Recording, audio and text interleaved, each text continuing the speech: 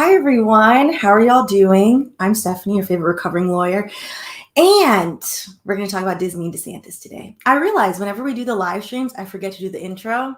And also, I'm not the most timely. So sorry about that. I had really good intentions, but here we are. And the camera seems to be kind of working. So while the camera works, let's get into it. All right. Okay, so here's our agenda.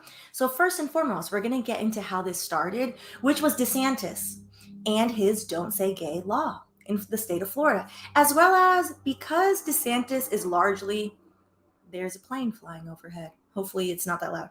Because DeSantis is largely, an aspiring autocrat, we're also going to get into, a bird's eye view of all of the very unconstitutional laws that he has implemented in the state of Florida. All right, then we're going to get into Florida fun Florida facts. As somebody who's from the 305, Miami. You know what? None of these facts are going to actually be fun. They are going to be Florida history about Black people, since that is largely getting erased from the Florida schools. And then we're going to talk about Reedy Creek, which Reedy Creek is essentially the land that Disney sits on. And we'll get into the complaint, which is 77 pages, and the claims. All right. So I appreciate you all for bearing with me in my timeliness. And speaking of that, I want to say shout out to the patrons. I appreciate y'all. I see some of y'all in here. So shout out to Blue Quartz, Courtney, Judy, Edna, and Juanita as well. I appreciate all of y'all and for all the support for the channel. So we have been doing a lot of content on Patreon. So if you've missed out on it, I try to post everything on the community tab on YouTube as well. So you can peruse and see if there's content that you want to see on there. Okay, so let's get into it. DeSantis and the Don't Say Gay bill. Yes, shout out to the fellow Miami natives. Which I realized because I was late, I'm talking really fast, so I'm gonna drink some wine. Is the camera working? Okay. The camera does this thing where all of a sudden it pretends like it has no act right and it doesn't focus on my face, which is a mess. All right. Thank you, Yannette. Okay. If you are not familiar, I'm going to make me small. Here we go. So y'all can see a little bit. Back in, I want to say this started last year, Governor DeSantis and the new brand of identity politics that is currently plaguing lots of places across the United States, and particularly Florida, issued a bill which essentially didn't allow young children in schools, as well as teachers, to identify by the pronouns that they choose, and more also unknown, I would say, one of the things that has not been in the national news media in terms of the holisticness of the bill, it introduced and led the gateway of essential book banning in schools. So it started taking away books, which that has been covered, I would say, a little bit, but it is a holistic bill that attacks the Florida school system and doesn't allow people to say their sexual orientation in any level of school, as well as pulling books that mention anything having to do with the LGBTQ plus community. This then was widened to include other communities as well, which we'll get into in a second, and was then, as you can see here, then dubbed the Don't Say Gay bill.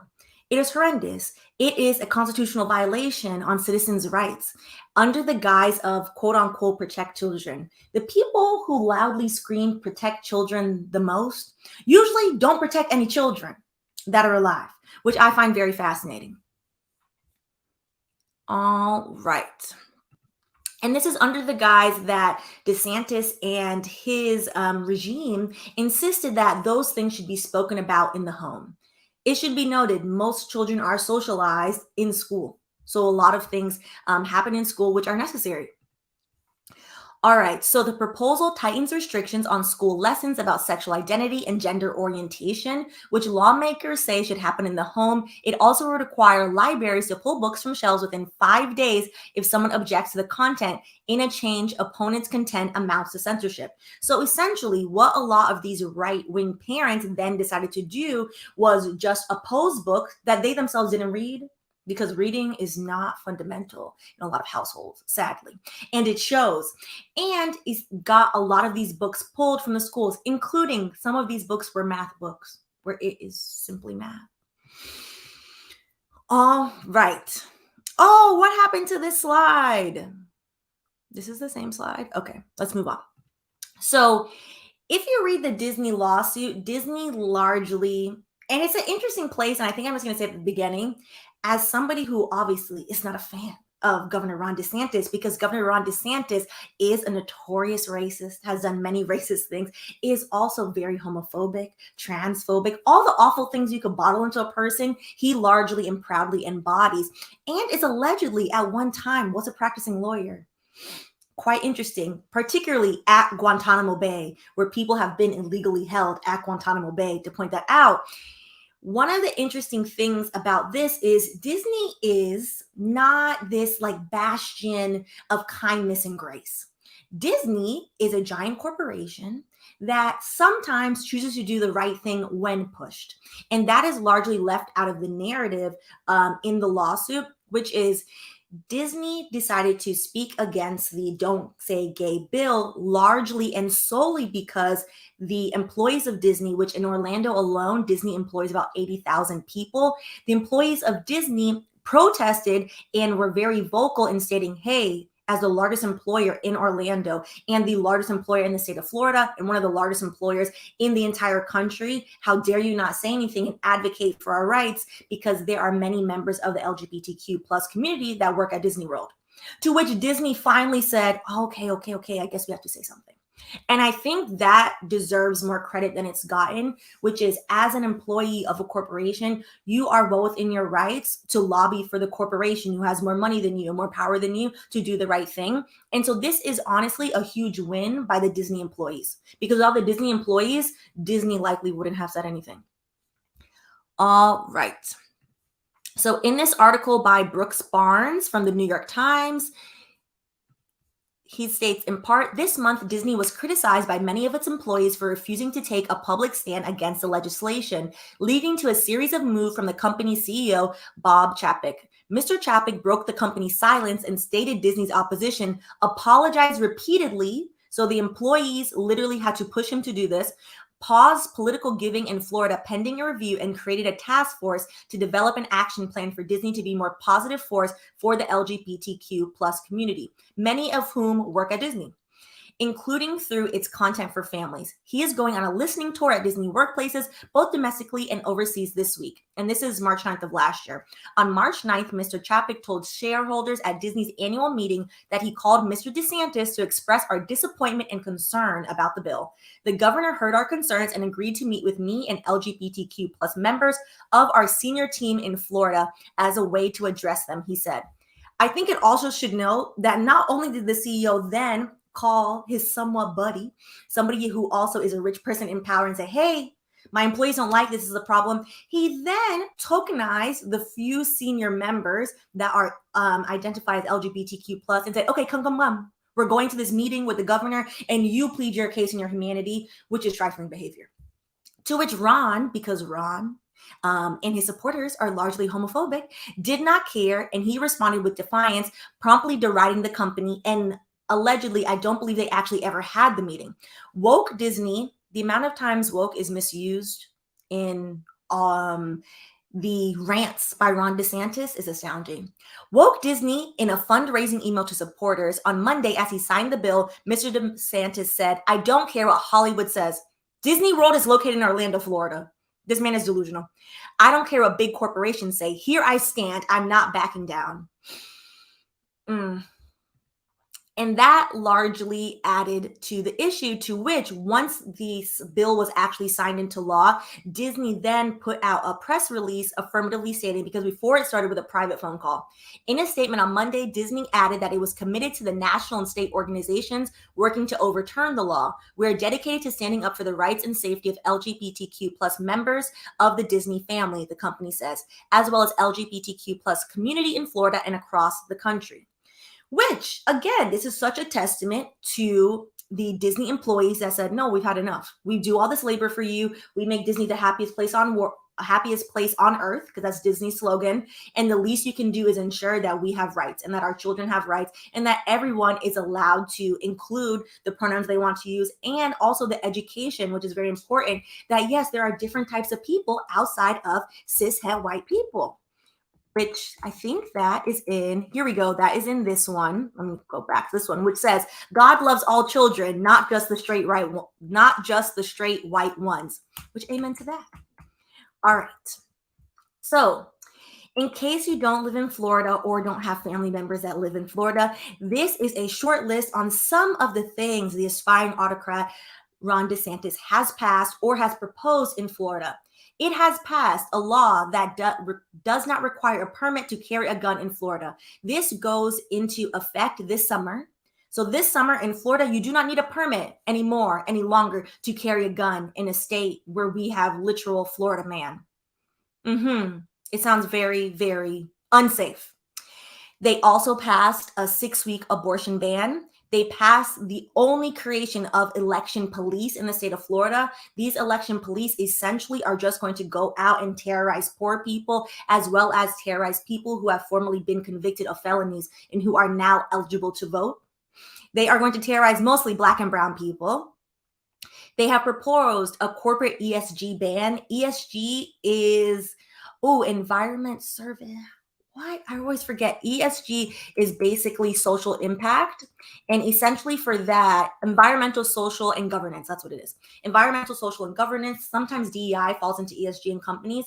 What they're doing is proposing that corporations cannot include in their 401k plans to employees certain other stocks available to in the 401k that essentially say, hey, these are supposed to be companies that are doing better things. If you don't want to invest your money with any arms dealers, you can invest your money here, etc.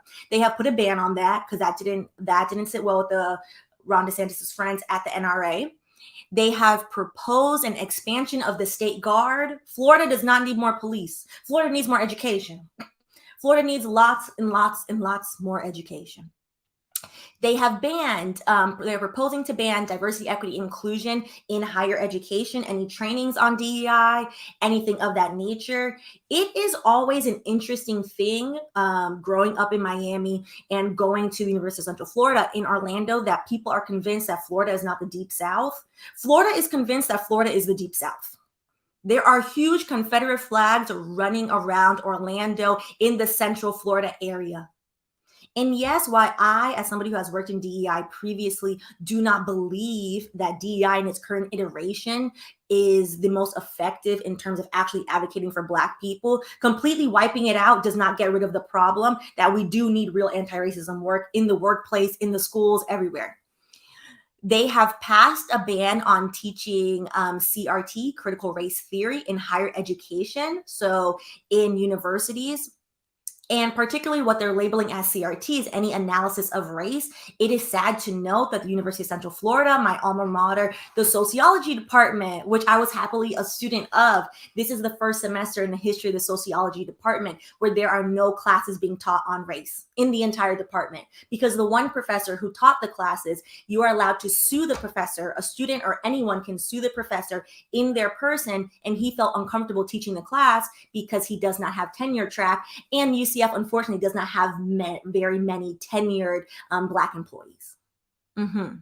They have banned teaching of quote unquote CRT at any level. Most of what has actually been labeled as critical race theory is simply history. It's simply Black history that they're labeling as critical race theory, which critical race theory, again, is a legal framework very much taught in law schools as an elective that I took as an elective when I was in law school. And you can also get it in colleges as well, again, as an elective. It should be mandatory so people could understand what the hell the framework is and how it applies to this place that was literally built as a colonial settler country. But okay. And with that, they blocked the initial iteration of the first AP African American history class for high school students, and quote, stating that there was no educational value in the curricula. And forced the AP company to change the curricula. Yes. I find it very, very interesting. And this is just a snapshot of all the things that have passed in Florida. And while it's fun to poke at Florida because Florida is a hot mess express, I always claim Miami, but not the state. It is what it is. However, Ron DeSantis wants to run for president in 2024. So Florida is essentially his testing ground, his evidence of, look, my right-wing ideologies can be implemented, and look at all the great things that happen, aka the harm and the silencing of millions of people. So it's going to become all of our problem. All right, so fun Florida facts, which are not going to be fun. They're going to be a little bit dismal, but they should be necessary, particularly because a lot of Florida Black history is not taught in any school, much less the schools in Florida. So these are the Moores, Harriet and Harry Moore. They were from Central Florida, and in the 1930s helped found the local chapter of the NAACP. Essentially, Harry became the president and later executive director of the Florida State NAACP, and together they were both teachers. They recruited more than 10,000 members in more than 60 branches across the state to vote. And because they largely organized large swaths of middle class, working class Black people, they were seen as a threat by the local clan. Oh, which I forgot. Okay, this part is in here as well. And one of the important things that's largely omitted from their story is they launched a legal struggle because they both were teachers. So they launched a lawsuit that eventually won equal pay for Black and white teachers in the area of Florida they lived in. And that's important to note because people largely think that, oh, people that are racist, let me rephrase that. People that are racist largely think, oh, well, you're getting special treatment and it's only for you. When it has been shown time and time again, when Black people advocate for something, everyone benefits. The local white teachers also didn't get paid jack diddly squat. So when the Moores advocated, they advocated for all of them and everyone won. And what did the local white teachers do in return? Got mad that they were organizing Black people to vote. And unfortunately, they were murdered on Christmas Day of 1951. All right, so a little bit of Miami history. I know we have a few people from Overtown in here. This is what's left of Overtown. Overtown is a historic neighborhood in Miami, founded in 1896 by Black Americans and Black Caribbean immigrants as well, because we were not allowed to live in the white parts of Miami. Large swaths of Miami have been built by Black people, contrary to what people in Miami largely like to claim as theirs, which is very, very interesting. And one of the saddest things as to why I said what remains of Overtown is because in, I believe, the 80s, the city, in an effort to revitalize Miami, built a highway specifically through the Black neighborhood to separate the neighborhood. As they have done many neighborhoods throughout the United States. All right, so on to the complaint. Lawyer Bayjess, Stephanie forgot the recent tort reform bill. He's unhinged and out of control. Yes, that is a good one. Honestly, what I included is a very small snapshot of all of the awful laws he's introduced. It should be noted, because so many of the laws that DeSantis is introducing in the state of Florida are unconstitutional, they get overturned eventually. For them to get overturned, they have to get challenged in court. Our court system is so slow. Our court system is slower than molasses, usually. So by the time they get overturned, some of these things, they already wreaked havoc on people. For example, the Don't Say Gay ban, that law is already in effect. Even though it is going through the courts now, it is already in effect. It's already harming children. The laws banning Black history in schools, they've already pulled the books from the schools. You're having whole generation of students who, to be quite frank, the education system in Florida was never good to begin with. It was never giving much. So now, what are you teaching these kids? Nonsense. All right, into the complaint. So the complaint is 77 pages long because Disney is fed up and has had enough. As you can see, they are suing everybody in the Florida government. So Ronald D. DeSantis in his official capacity as Florida governor, Meredith Ivey in her official capacity as acting secretary of Florida Department of Economic Opportunity, etc., etc. It is his whole office, as well as the Central Florida Tourism Oversight District, which specifically we're going to get into what the district is in this. And because I can't read it out loud, I'm gonna leave it on the screen. I'm gonna leave it on the screen. All right. So because the complaint is so thorough and so long, and we're not going to get into like the nitty gritty of it all, but we're going to do like a good, I would say, somewhat medium level dive into, so that way you know kind of what's going on. They provided a nice table of contents, which I do appreciate, an organized lawyer. So we have the intro, the parties, jurisdiction and venue, factual background. So the Reedy Creek, I think I said Reedy earlier, the Reedy Creek Improvement District has benefited Florida and its residents for decades. That is the land, aka the former swamp that Disney World sits on. Over a multi-year process, Disney and the district complete the Comprehensive Plan 2032. Disney already has a plan and contracts in place running all the way up to 2032. And again, it feels odd and strange rooting for the giant, borderline monopoly-ish corporation that is Disney.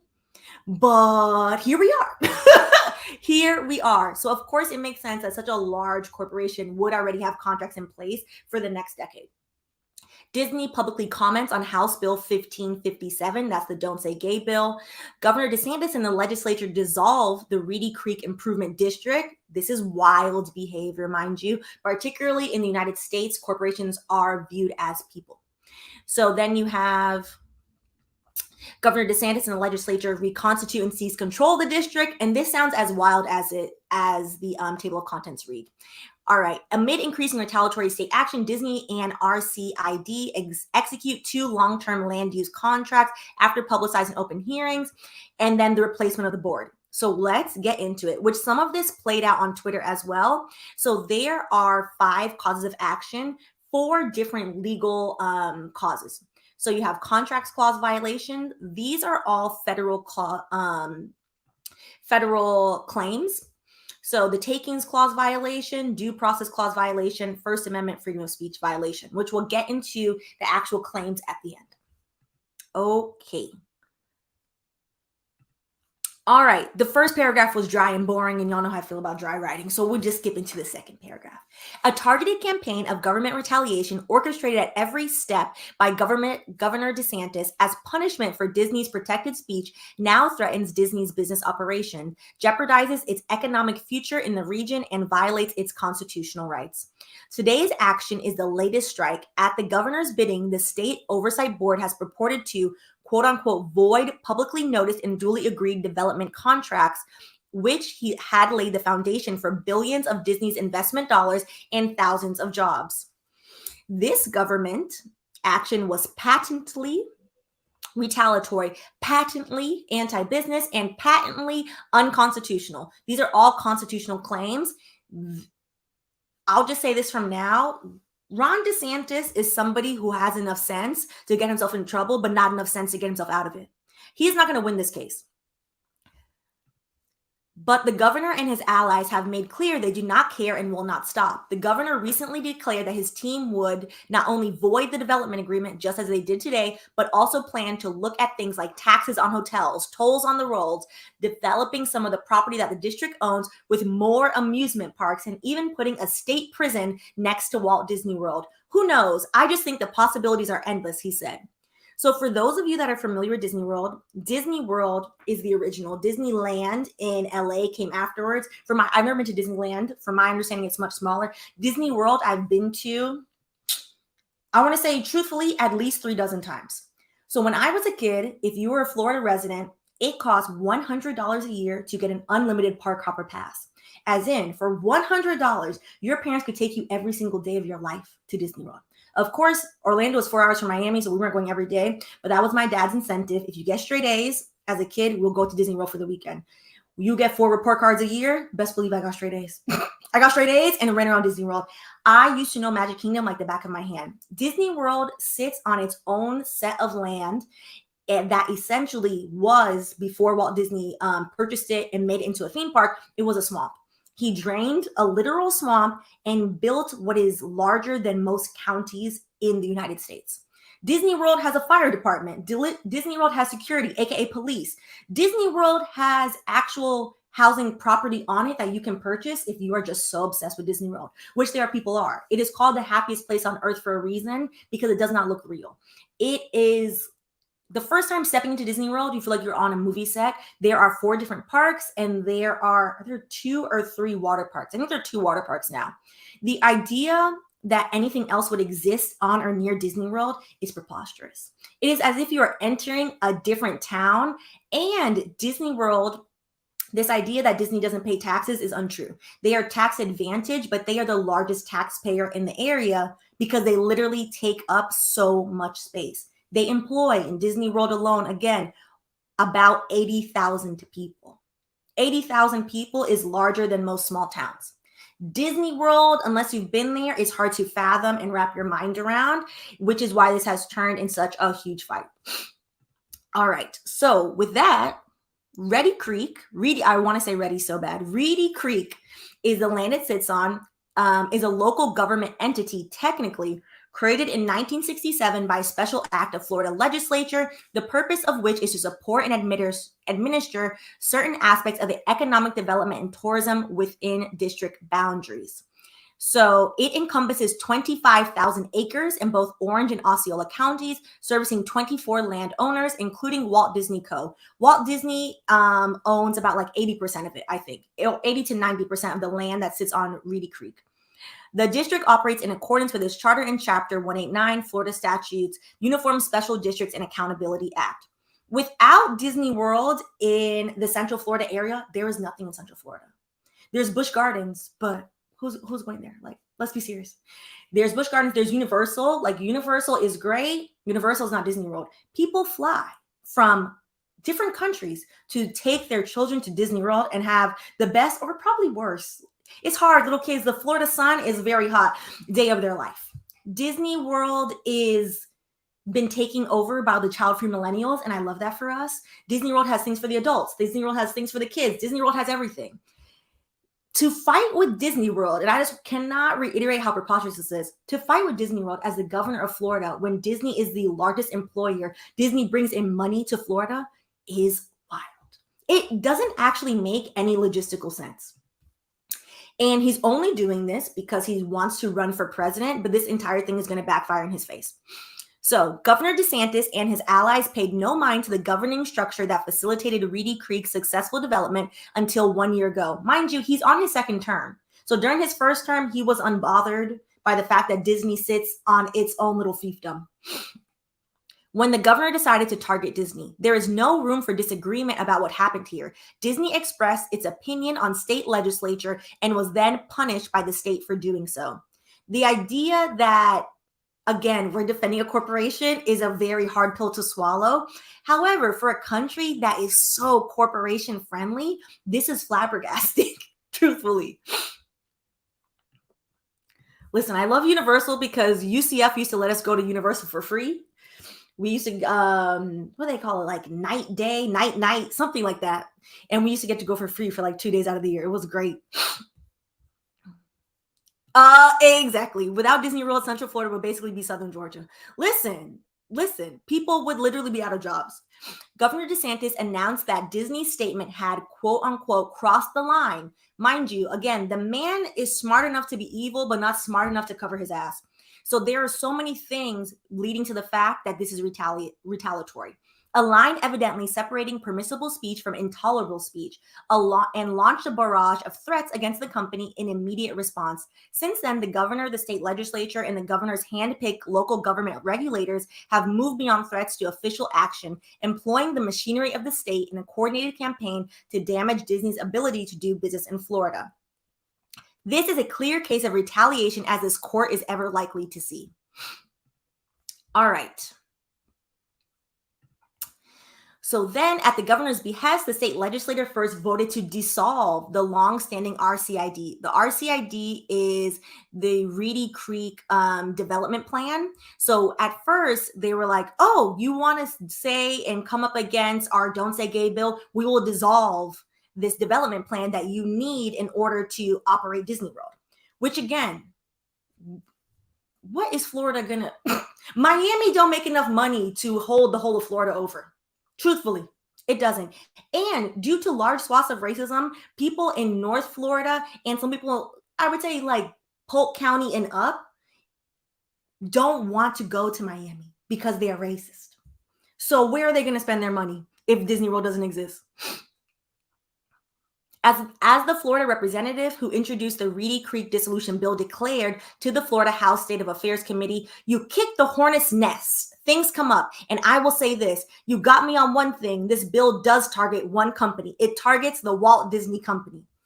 Again, these people are not that bright. Oh, did it run out already? I really need to figure out this camera for the life of me. One of these days. Apparently not today, though. There are so many admissions that this is retaliation, which again is a violation of constitutional rights. All right, so let me make this one bigger. So this then circulated on Twitter, which I thought was really interesting. And now in hindsight, I'm like, oh, I should have put it in that section, which was that the Disney board, actually we're going to come back to this because technically, yeah, we're going to come back to this. But the Disney board was not going down without a fight. Before we get there. So it is a clear violation of Disney's federal constitutional rights under the contracts clause, the taking clause, the due process clause. Takings clause has to do with eminent domain. If you are going to take something from somebody, you have to pay them. The due process clause, which is, did I go to court? Did you take me to court? Did I have due process of the law before you decided to take my land? The First Amendment. For the state to inflict a concerted campaign of retaliation because the company expressed an opinion with which the government disagreed. It is frightening to see that this is essentially what happens in a dictatorship. And again, this is a governor. Because we have separation of states' rights versus federal rights, the fact that this has gone on for this long, I find very interesting and is a good example of what happens when you have these governors who are essentially running their own little fiefdoms. I don't think he's the governor anymore, but Governor Jindal in Louisiana was similar to this, where he would just do foolishness and nobody would say anything to him. When considered against the substance of this legislation, the pretext became especially transparent. The bill, so they entered into a bill, again, to dissolve the contractual implementation of Reedy Creek. The bill did nothing to ensure that the independent special districts, because Reedy Creek is a special district, are appropriately serving the public interest or consider whether such independent special districts should be subject to special law requirements of the Florida Constitution. They didn't do any background work. He just kind of, went very much like tech CEO and just did what he wanted to do. It didn't make any logistical sense. So in doing this, in checking if whether or not Disney World serves the public interest, Disney, again, is the largest employer in the area. The public interest is that people need money, and the way you get money in this place is through labor. How are they going to eat if you shut down the employer that employs 80,000 people? On April 20th, Governor DeSantis sent a fundraising email warning that Disney and other woke corporations won't get away with peddling their unchecked pressure campaigns any longer, and he would not allow a woke corporation based in California to run our state. It is this parroting of language that a base that does not read books, that is actively banning books. Most of these people cannot define what the word woke means because they have appropriated a word and then didn't even bother to learn the definition. And then warped the word, and now they just throw it out. Disney is also not based in California. That's preposterous and silly. All right. The House bill sponsor, Representative Fine, proudly confirmed that the legislator had looked at special districts only because Disney kicked the hornet's nest. There are so many examples of Disney simply being like, yep, I did it on purpose. Because they said this, of DeSantis, sorry. Because they said this, we are going to take away the land that Disney's on.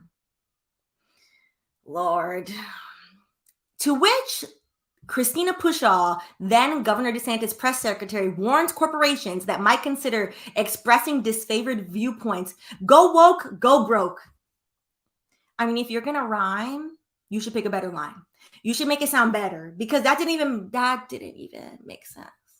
That didn't make any sense and it's not good. And also, again, threatening retaliatory action as a government official and then saying you're the party of free speech, you're the party of freedom.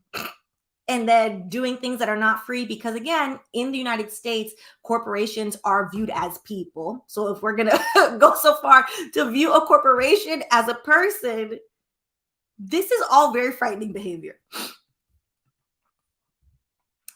All right. And what they largely didn't do in their very panicked, we're mad at Disney, how dare Disney speak out against us, is actually run the numbers. So speculation spread through Orange and Osceola counties would absorb RCID's expenses and debts, aka Disney's expenses and debts, because it sits in Orange and Osceola County. Orange County tax collector Scott Randolph predicted that Orange County would be saddled with obligations the minute Reedy Creek is dissolved, resulting in a property tax increase of 20 to 25%. Now, again, people largely move to Florida because Florida doesn't have state tax. Florida doesn't have city tax. Florida has very little tax. You think raising all of these people, their property tax by 25% is going to make them happy? No. Because it didn't make any sense at all. Orange and Osceola County would create the largest property tax increase in our history. We don't want that to happen. Our residents do not want this to happen. This has not been well thought out, he said in a press conference. At the same press conference, Senator Randolph Bracy called the plan harebrained and irresponsible, while Senator Victor Torres criticized Governor DeSantis for bragging about raising taxes on one of the largest private companies in the state and saying government has a right to punish companies for their private business decisions. Didn't think Plan A through at all. So for months, no plan for implementing Senate Bill 4C, which is dissolving Reedy Creek. As of late mid-September 2022, Governor DeSantis' press secretary told reporters, "We don't have an announcement to make at the moment, but stay tuned." The months-long failure to propose a plan for the dissolution threatened Disney's operations, investments, and development plans. And then essentially, DeSantis realized that he lost. He realized he could not actually dissolve Reedy Creek without passing on huge amount of taxes to his actual constituents, so he walked it back. So now enters the whole board fight, which part of this played out on Twitter as well. So instead of dissolving Reedy Creek, he realized like Disney has to stay here because I actually need this money. He decided that he, as a governor who has never run so much as a slide probably in his backyard, said he is going to run the amusement park. In early October 2022, reports emerged that Governor DeSantis finally had developed a plan to seize control of Disney's governing body. The director of the Florida Division of Bond Finance revealed that Governor DeSantis would install state appointees on RCID's board. To accomplish this, Governor DeSantis would have the legislature create a successor agency. So he decided he would create a whole new governing body and then install his governing body and his board of directors onto this company, which is wild. And again, makes no sense. So House Bill 9B replaced that landowner election process with a board handpicked by the governor, subject to confirmation by the Florida Senate. Once selected, the board members could serve up to 12 years. This whole entire thing is unconstitutional. The bill excluded from board service any person is very much giving what people view as communism, when the government says you can't have your own company, I will do everything for you, etc. And to know the forms of communism that are carried out are not actually what communism is, but that's not the point right now. The bill excluded from board services any person who in the last 3 years had worked for any organization that owns a theme park or entertainment complex with at least 1 million annual visitors. So you want people that have never ran a theme park to run a theme park. What sense does this make? First of all, this makes no sense. Second of all, this is wildly illegal. In one important respect, things remained unchanged. The bill left RCID's financial obligations, so the original Reedy Creek, their financial and contractual obligations were intact. In particular, contracts that RCID, so Disney, entered before House Bill 9B's effective date would still be unaffected, as the legislation made expressly clear. So essentially, then what happened is what you saw play out on Twitter. So let's go back to this, which was people then realizing that Disney, because they told Disney, hey, we're getting a new board for you. We're going to illegally put in our new board. Disney's current board for Reedy Creek then said, okay, yeah, that's cute. And in their last minutes for resolutions, they decided to put language in there that says, hey, You can do that and have your new board, I guess, but y'all cannot use any Disney likeness. Y'all can't touch the land. Y'all can't do anything. And as we already stated, and as is in the law, you have to follow the contracts that we've already put in place and that the government already agreed to, because we have to publish them in 2022 all the way to 2032. So sure, have your little board, which this is from Twitter, which is Disney's lawyers are effing ruthless. This declaration, and in there it included the term, this declaration shall continue in effect until 21 years after the death of the last survivor of the descendant of King Charles III. Now, why is Charles in it? They had to add a little bit of, colonizer fantasy in there. That's very much Disney's brand. That's what Disney has taught us all these years, which was essentially they're like, yeah, okay, do whatever you want to do. And your new board can actually utilize these things after Charlie's grand picnic is gone. And then 21 years later, which was interesting. The fact that Ron thought he was going to get one over on Disney World, and literally hundreds of lawyers that work on Disney World, that work at Disney World, is jokes at best. Jokes. All right. So let's continue. So one important thing that then came up, the narrative then by Ron DeSantis was that he was blindsided. He didn't know that this was going to happen. Disney told him they were going to put this in there. And specifically, Disney told him, hey, that's nice. You can have your laws, but you can't undo these contracts because these contracts went in place before you decided with this new legislation. And again, you and everyone in this county, because the land it sits on is a special district. So the government has a bit of say. The government, aka Ron DeSantis and them, already agreed to it. So him acting bamboozled and confused is just a show. That is especially the case for Disney, and Disney's goals with the contracts at issue in the case underscore the point. The company seeks to invest up to $17 billion in capital and create roughly 13,000 new jobs in the region over the next decade. That's 13,000 on top of their already 80,000. Development and investment of this magnitude cannot effectively take place when it can be nullified or undermined at the whim of new political leadership. So the contract terms now. The contracts are interrelated and each serves to benefit both Disney and the district for long-term development planning. Rather, the contracts reflect in significant part confirmations of the comprehensive plan that had already been reviewed by both Reedy Creek and the state, aka Florida, in July of 2022. So essentially, Ron is doing who knows what, child. Nonsense.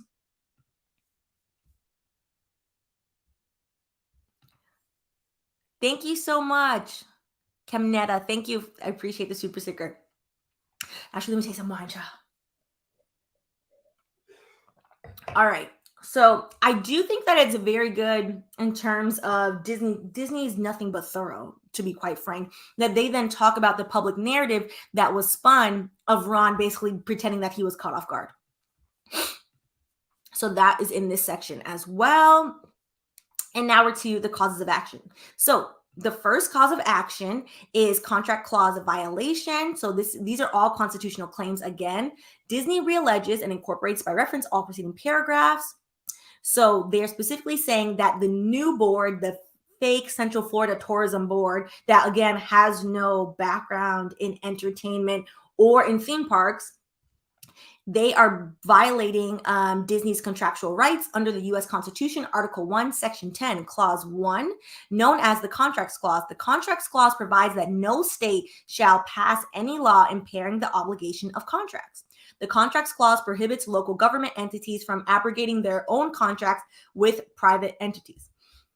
Very straightforward. Because again, if we live in a country that claims this is a free country and we are so pro-business that we are against most workers, to then be against one of the largest businesses is preposterous. It actually doesn't make any financial sense.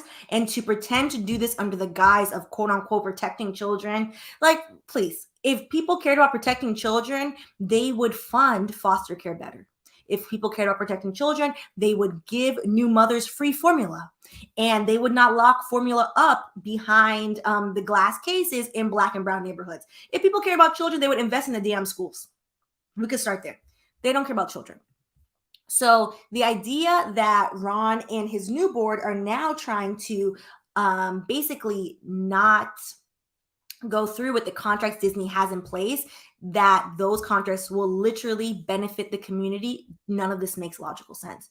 Which there have been some Republicans people that claim they are, fiscally Republican, but socially liberal, which if you're a centrist, you're wockless. It's just wockless behavior. Those types of Republicans have been calling this out, saying, but this doesn't make financial sense. So the second cause of action is the takings clause. So the legislation declaration takes Disney's property without providing just compensation. So this is basically eminent domain. So the takings clause provides, nor shall private property be taken for public use without just compensation. And this is a very interesting, I would say, construction of the takings clause, which is technically they're stating the contract right was to extend and buy property. So the contract right itself is a form of property, which is a very interesting way to utilize the takings clause. And the third cause of action is violation of due process clause, which this is one of the most egregious violations of due process, which is in one instance of the second bill that Ron DeSantis proposed, the state legislature met for 5 minutes. 5 minutes. Clearly in 5 minutes, you can't have any debate. Clearly in 5 minutes, you can't allow the counties to prepare anything. You can't allow any actual oral arguments to be heard or anything submitted. This is foolishness. And I wonder if he actually thinks he'll get away with this, or if he thinks this will drag on long enough to propel him into the 2024 election. I think it might be the latter, but again, the damage this will cause to the local Central Florida area in the current time, a mess. And the due process clause states no person shall be deprived of life, liberty, or property without due process of the law. So due process clause forbids any state or local entity from adopting any arbitrary and irrational legislative act affecting a person's state created rights, including property rights. And this is a person because, again, in America, corporations are people too. Oh, America has gotten so raggedy we're now rooting for one of the biggest corporations. Lord. All right. And then the fourth cause of action, the fourth and the fifth are both First Amendment violations, which the First Amendment is your freedom of speech, which again, Disney spoke out against House Bill 1557, which is the Don't Say Gay law. And that is largely, as admitted by Ron DeSantis, as admitted by many Florida state legislature Republicans, as admitted by his own secretary, his press secretary, and numerous times in writing, in verbally, that yes, he went after Disney solely because he believes Disney is not, that Disney has opposed his Don't Say Gay bill, but also because he believes Disney should make more quote unquote family friendly content. All right. So that's where we're at. And that's what where'd the wine clinking glasses go? I don't know. So that's where we're at with that. So we're going to see, that's not what I meant to press. We're going to see where this goes. I truthfully don't think he's going to win, but this will drag out and cause harm, truthfully, because there is a textbook example of retaliation. And honestly, it's one of the more egregious statewide scale retaliations we've seen in a long time. This usually happens on such smaller scales when people are trying to approve this, that this is just preposterous. Just preposterous. So let's get into some comments.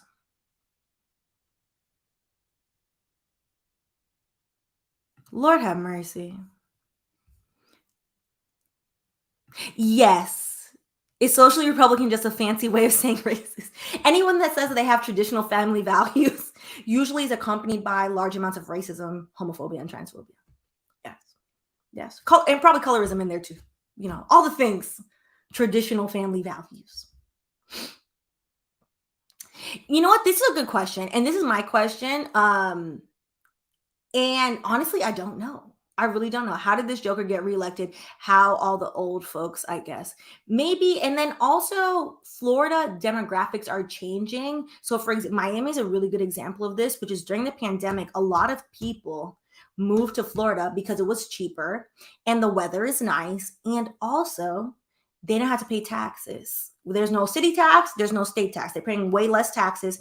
And the idea that Florida was very much business friendly. People that are supposed like moving, uprooting your whole life for business friendly reasons, largely are Republican. So the demographics, while Florida for many years was a purple state, Florida is solidly red these days. Unfortunately, outside of Orlando, Miami, barely.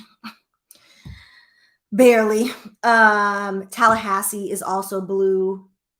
Fort Lauderdale is solidly blue, in those places. So it's a mess. Exactly. Ron done got too big for his britches.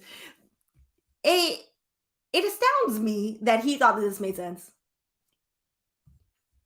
This is a sanctimonious buffoon. I like that. I'm going to use that. I'm going to use that. I mean, probably. Florida would be a better state if Disney executives took over the Florida government. At least they know how to run something. For all of the critiques against Disney, because Disney is usually a mess, a problematic mess, Disney does know how to run a corporation, a company, probably too well, truthfully. All right. Exactly. This idea, this reminds me, this entire identity politics game that Ron DeSantis is playing and playing to the base and basically riling up middle class and working class white people is the same thing that happened in, if I'm 32, how old was I at this time? 2000 and like in the early 2000s, where evolution, they were proposing to teach evolution in schools and people lost their mind. People are like, evolution, we have to teach creationism, this is nonsense. This is that evolution is now taught in schools and no one cares. It's fine, everyone has accepted it. This is that repackaged. They just rile people up so that way people don't realize that if they vote for the party, which is neither of them sometimes, but if they actually can make and form a party that works for working people, 99% of people, there are a lot better things to be done. But because people are largely in poverty in this place, they are happy to be in poverty as long as they're better than somebody else. So that somebody else is usually Black and brown people. So they will happily throw away their rights just so they can be like, well, I'm better than you, which is sad. That was crazy. I just remember being like, all these grown-ups are very upset. They were all in the school board meetings, the town halls, doing the same thing they're doing now, running, yelling till they're red in the face, doing the same thing. So yes.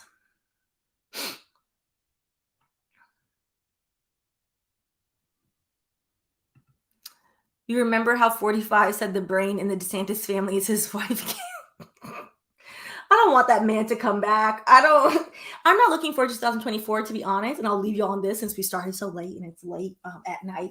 I don't want any, like 2024 in this election, in Joseph announcing that he's going to be running again in his big age of 81, as if we don't see him struggling now. I'm not looking forward to 2024. This place is already raggedy. This place is already a hot mess. Couple it with just pure, unadulterated chaos. Yeah. I don't know. It's gonna be a time. It's gonna be a time.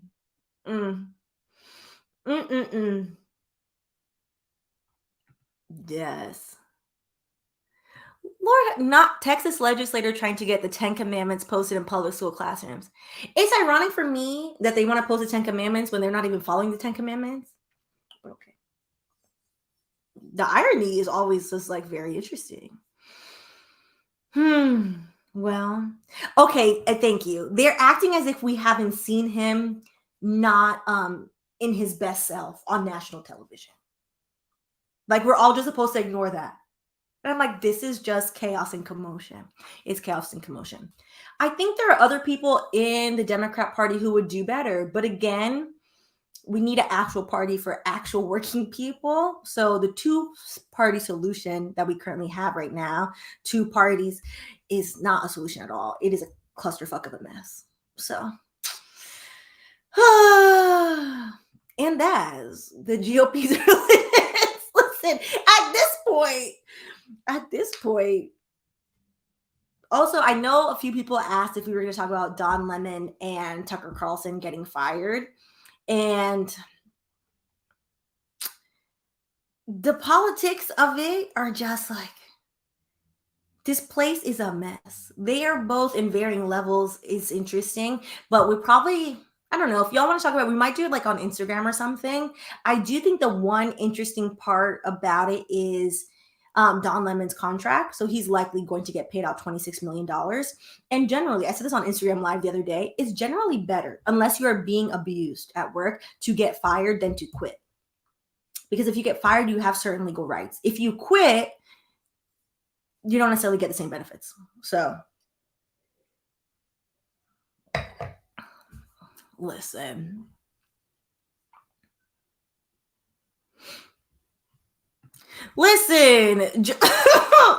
I need Joe to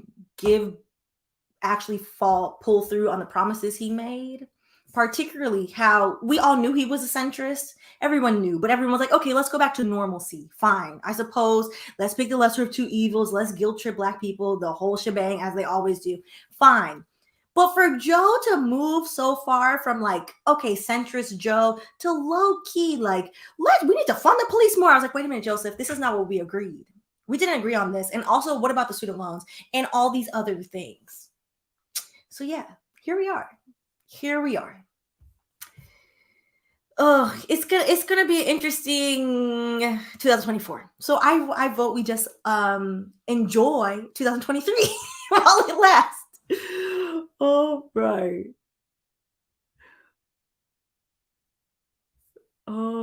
So I appreciate y'all, and it's getting edited. I'm very excited. We're going to finally cover Meg Thee Stallion's 360 deal and her legal saga with her record label. So that probably, I think we'll do Monday, and we'll do a premiere so we can do like the live chat. And then, it's the 27th. I need to do a stream on video for the month of April before the month of April ends. So that will probably get posted on Sunday. And I will appreciate y'all. Exactly. The centrist is the worst person. The centrist is the worst person. They don't stand for nothing. So I appreciate y'all, and I will see y'all next week. Please listen. Yes, make sure you do vote. Like, I'm not one of those, it doesn't work, it doesn't do anything. It does do things, because look what happened. One last thing, and then we'll actually get off this. Largely, people think that the president is the most important election. It's not. The local election is the most important, because the local election, as you're seeing with Ron DeSantis, who your governor is, your state elected officials, your representative down the street, they can wreak havoc on your life on a day-to-day basis. The presidential election is also important because what Trump did was a large buffoon and a fool as well, and an awful individual, installed so many federal judges that didn't really matter if he gets reelected. It matters to his ego. It doesn't matter to the policies and the awful things he stood for, because we have now a very conservative right-wing Supreme Court that literally overturned Roe v. Wade.